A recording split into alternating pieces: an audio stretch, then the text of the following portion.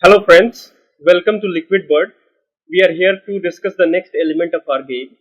We already have discussed the parts of the rocket and different attributes associated with them. Now one way to enhance the attributes of the rocket is to add the additional accessories which always come in pairs to your rocket. For example, in this rocket, if you need additional thrust, you can simply add these two boosters and they'll add to your thrust. Similarly, stability can be added by fins and payload safety can be added by using shields. So they can only be used in pairs. You cannot put one shield, one fin or one booster. And what we are planning is to design the graphics in such a way that they can come together with the rocket. As of now, you can just see I have assembled one rocket for you. Sorry. Here you can see.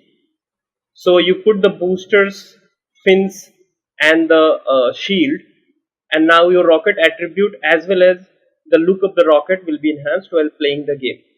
The idea for this these particular cards is to include as many elements of the rocket as we can in the game, so that people could not only just enjoy playing the game but also learn a bit about what these different things do.